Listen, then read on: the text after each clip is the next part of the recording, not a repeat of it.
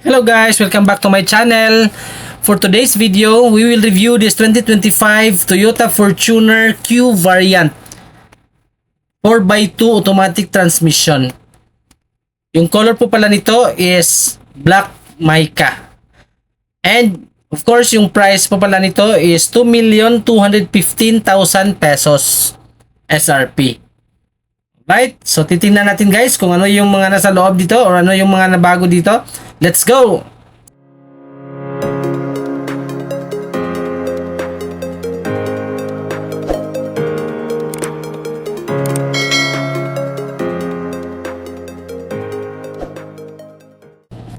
Alright, the Toyota Fortuner is the best-selling mid-size SUV in the Philippines.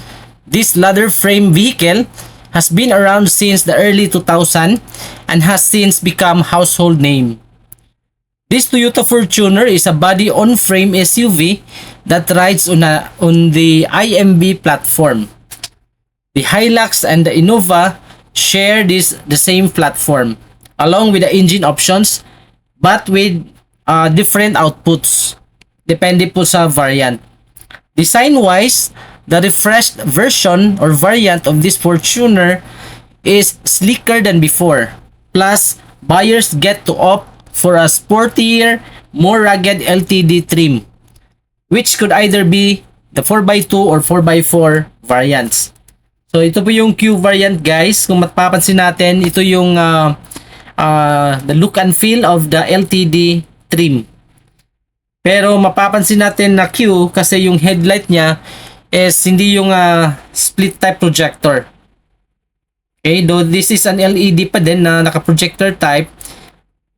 And meron ding DRL dito. And this will identify that this is a Q variant. Naka-LED din yung fog light. And we have sensors din dito sa front. So mapapansin natin guys yung turn signal light repeater dito sa baba. And yung color po pala nito is Attitude Black Mica. So hindi natin mapapansin guys masyado yung combination ng mga accent kasi naka-black din yung color. So yung Toyota emblem nakabalot. And then of course yung front camera.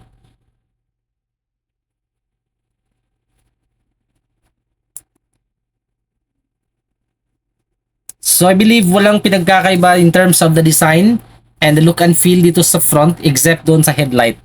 Same pa din sa mags. 26560 R18. For the side mirror, may turn signal light repeater. And naka 360 na din yung camera. For this Q variant.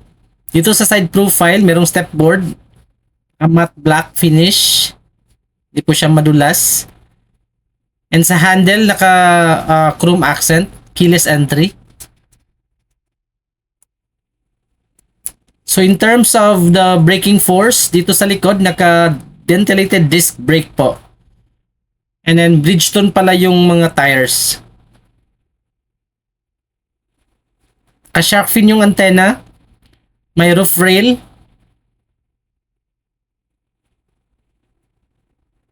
And of course, hindi mawawala yung spoiler dito sa likod. And then, naka-attach na din yung LED na third brake light. So, dito sa likod, in terms of the tail lights, I believe walang pinagkakaiba sa V variant, Q, LTD variants. Meron ding reflector, dalawa, side by side. And of course, hindi mawawala yung apat na sensors dito sa likod.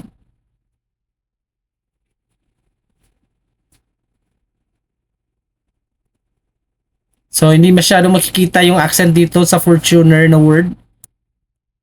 Kasi naka-black din yung color.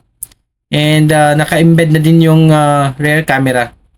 In terms of suspension, the Fortuner is available with a double wishbone front suspension and multi-link system dito naman sa likod.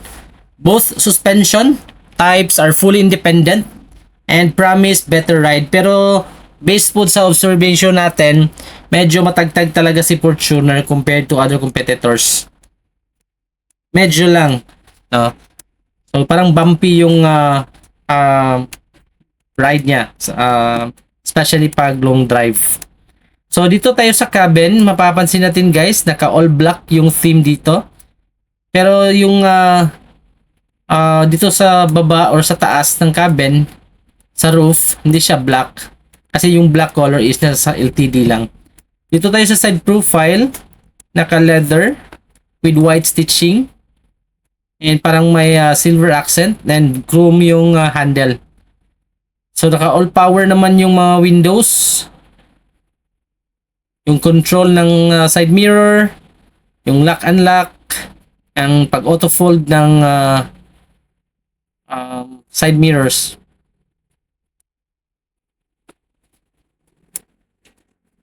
Ayan, merong piano finish na accent.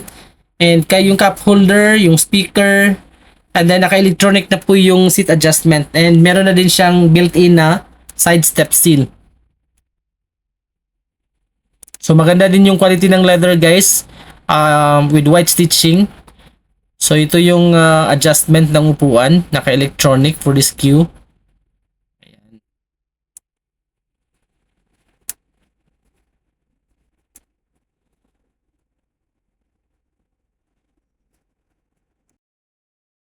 So meron tayong makikita dito mga buttons like the parking sensor, yung 360 camera na view, and then yung tailgate na automatic. And of course, yung pag-open ng hood sa engine at saka sa gas tank.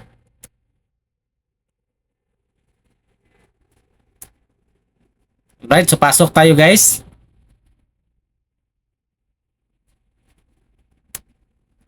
So dito sa steering wheel, mapapansin natin nakabalot ng leather with white stitching. And parang may wooden accent dito sa taas ng manubela.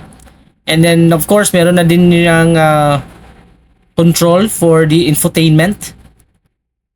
Same time, nandito na yung lane departure alert and yung pre-collision system. And of course, yung 360 camera. Tapos, nandito sa ilalim yung cruise control. Just press the button here dito para ma-activated yung cruise control. And to deactivate, you can press again the button. So, yan. Maganda din yung pagkabalot ng steering wheel. And of course, mayroong cup holder dito sa driver side. Soft touch naman dito guys with white stitching. And the other side, ito yung parang small refrigerator. Kung saan ipasok natin yung mga inumin, naka soft touch. And yung usual na lagay ng gamit. So in terms of the infotainment, it has an 8-inch display audio with 6 speakers. Connectivity, capable na po siya Apple CarPlay, Android Auto, AM, FM, Bluetooth, USB, and even voice command. So meron na din siyang wireless charging. Ayan guys, kita natin. And wooden accent po yung cover ng dalawang cup holders. Dito sa 80 panel, naka wooden type yung accent. Which gives an elegant look. So merong tatlong modes, Eco, Normal, at saka Sport. Meron din traction control. So yung handbrake, naka-traditional manual pa din yung handbrake with white stitching. Yung center console, medyo malalim din. And nakabalot ng leather with white stitching. Dito tayo sa sun visor. Sa passenger side, may mirror. Naka-halogen yung ilaw. Yan, automatic mag-on yung light. Yung sunglasses holder. And of course, yung cabin light is naka-LED na po. For this Q variant. Dito sa driver, meron din siyang ilaw. Automatic din mag-turn on yung light.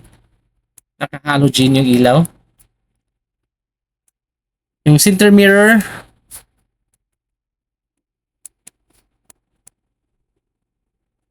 Ayan guys.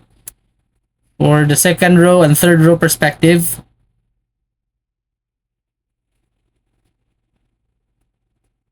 So pasok tayo dito sa second row.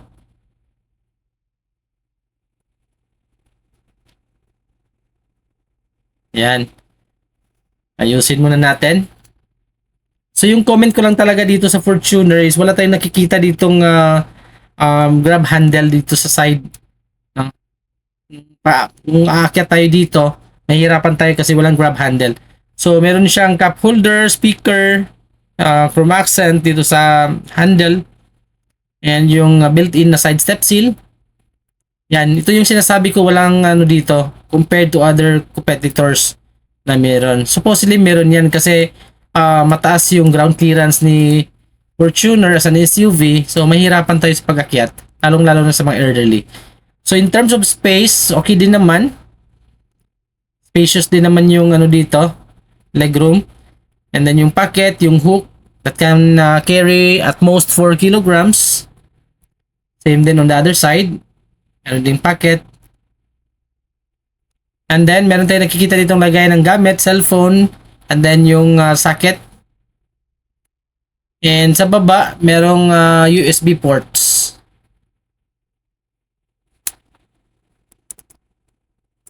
Alright, so for the dashboard perspective, wala tayong masyadong makikitang pagkakaiba for the LTD in terms of the dashboard. Except dito sa upuan guys, kasi two-tone yung upuan ni LTD. Parang maroon and black. Pero naka-push start button na din itong Q variant.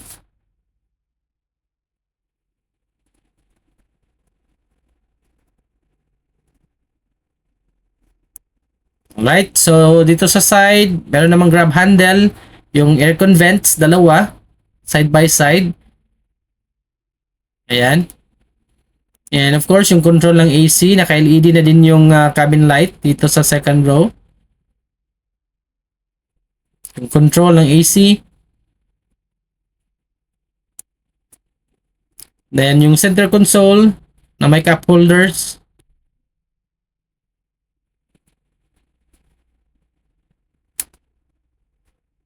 Maganda po yung quality ng leather guys. So dito tayo sa likod, naka-automatic tailgate yan. Alright. So yung nagustuhan ko lang dito, meron din ako nakikitang advantage dito guys in terms of accessibility and convenience sa pag-fold ng third row ng mga upuan. Kasi in the other SUV, like for example Montero, naka-flatten siya. Pero para sa akin, medyo hassle yung assemble and disassemble. Pagtupi ng upuan dito sa third row. Kasi naka-flatten siya as compared to this Fortuner. Pero yung consequence naman dito is medyo hindi ganun kaluwag yung space in terms of cargo. Kasi nga yung mga upuan is on the side yung pag-fold. So ito po yung button for the automatic tailgate.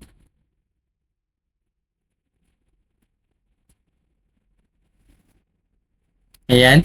So by the way, for this variant, the Q variant, yung sa likod, yung design sa likod is parang yung sa V variant. So pasok tayo dito, titingnan natin yung space, yung legroom space dito sa third row, which I believe hindi ganun kalaki yung space dito. So this is intended only for small passengers. Ayan. So medyo konting ano lang, space lang. So I'm only 5'4", so actually hindi pwede dito yung mga matatangkad or mga malalaking passengers. At least merong space as compared doon sa Innova na na-try natin sa third row na super sikip talaga. So meron din cup holders dito. Yan, yung grab handle, yung aircon vents, dalawa. Same on the other side, merong cup holders.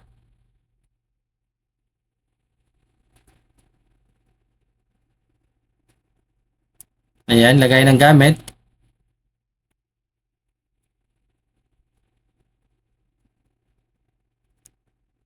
So at least na-try natin guys sumasok dito sa third row para makita talaga natin yung legroom space dito. So overall impression ko dito guys sa Q, maganda siya. Price consideration, okay na din. Pero if you're looking actually for a black accent including sa roof, and go for LTD. So the good thing here is naka electronic na din even the passenger side yung sa upuan.